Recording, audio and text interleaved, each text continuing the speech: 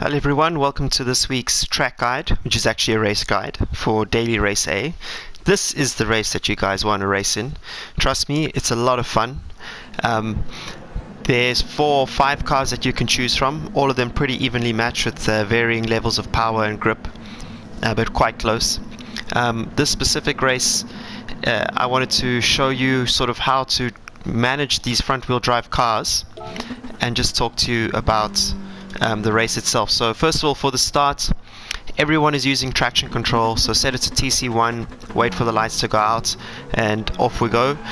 Turn off TC sort of midway through second gear, and then watch your rearview mirrors as much as you can, because the guys are going to be dive bombing you quite aggressively into turn 1. So in this case, I just ran a little bit protective, made sure I got through cleanly.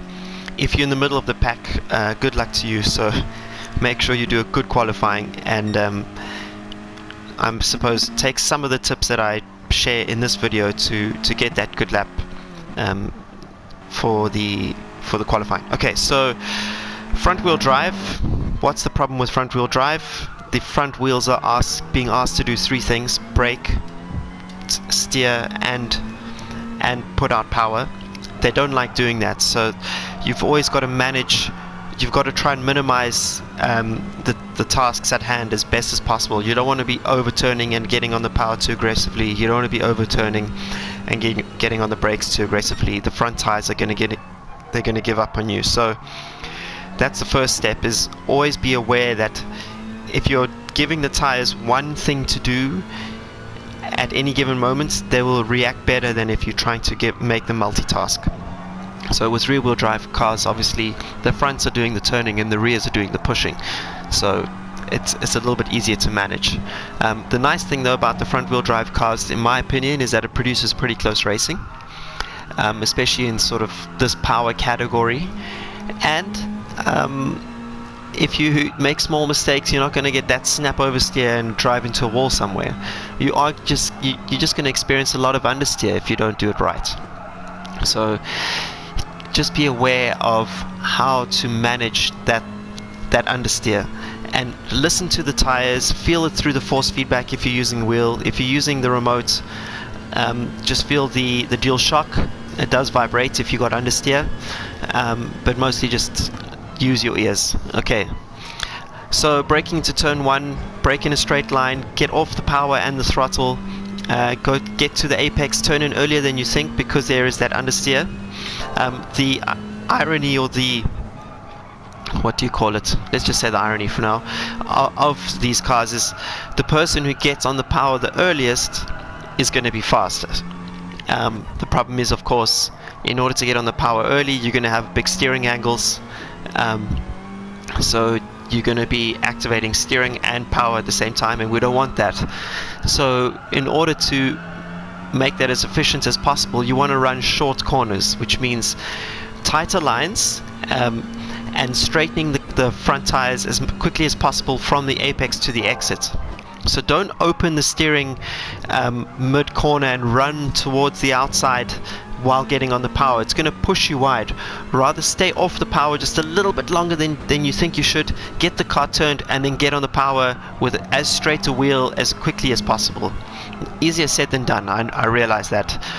This track also, it likes it when you use the curbs. It helps with rotation, so you can definitely use curbs on this track, especially with these cars, but just be mindful of where you use the curbs. For example, if you clip that inside curb, you're going to get big wheel spin through here, half throttle through here, rolling towards the exit, and then you notice I don't go all the way to the outside to set up this corner. I actually turn in earlier than I think, and that's because I want the corner to end as quickly as possible. Don't use the grass there. That was me experimenting and failing. Heading down to turn 1, you want to brake just after the orange Marshall post on the left. Down to third gear in the Scirocco. Just be mindful that the Peugeot, which is the Peugeot, which is just behind me, has a lot of top speed, and that thing will catch you on the straights. So don't be sleeping on the straights. That first flying lap was actually pretty decent. 52.4 is a top 10 time on the leaderboards at the moment. So that was pretty cool. Going through this double left, fourth gear or third gear will help, and then this hairpin, you'll notice I stayed as tight as possible, and then as soon as I'm sort of away from the curb, I get on aggressively on the power and straighten the wheel. Rolling through here, it's all about patience. Half throttle really helps with these front wheel drive cars. You're not activating any wheel spin, and the diff is just working at the right moment to give you enough rotation around the corner. Braking just after the sort of second last brake board there. Again, as tight as possible. If you can get tighter in that hairpin, do so. Exits on the power going down the hill. Brake early for this right-hander.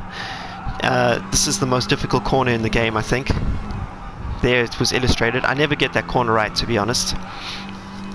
Curbs on the right and on the left. Half throttle through here just to get the rotation. It's not about being aggressive on the power and trying to use the power. Rather just roll the car as much as you can. Roll the car as much as you can. Again, there I was more patient on the throttle. You'll see I don't go all the way to the outside. I stay to the inside for as short a corner as possible, and then just sort of fighting the understeer, because you do want to get on the power as early as you can for the exit onto the straight. Another note is, if there is a phase where you're rolling and where you're flowing without power, without braking through a corner, try do it in as high a gear as possible. So, just missing the apex there. You ideally want to get on the curb on the inside for turn 1. So I think that I do it in this corner here, braking down to third gear, and then see I short shift to fourth and then down to third. That's because in the middle of the corner I was rolling and I wanted as little engine braking as possible for the rolling phase. Be gentle on the brakes for all these corners. Obviously brake aggressively on the initial sort of phase of braking, but then trail brake going into the corner as much as you can to help the car on the front and rotate the car as best you can. The brake balance in this case was, I was 3 to the rear, so in this game that's +3. I was +3 to the rear. I didn't try more, to be honest, but I suspect you could go more and get away with it. That just helped again when you're trail braking into the corner, that sort of final phase. When I had more rear brake balance, it definitely helped for me to make the corner. What else can I tell you? So yeah, besides that, have a lot of fun with this car, with these cars. All of them are good. I did a race in the TT and the Scirocco. I think the Scirocco is best for one lapper, and the TT, in my opinion, is probably better for the race distance, not because of tire wear or anything, just because it's more neutral and sort of easier to handle. The Scirocco is quite aggressive with the understeer if you get it wrong.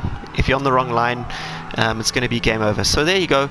You can copy my gears and all that stuff. I hope you found this race guide useful.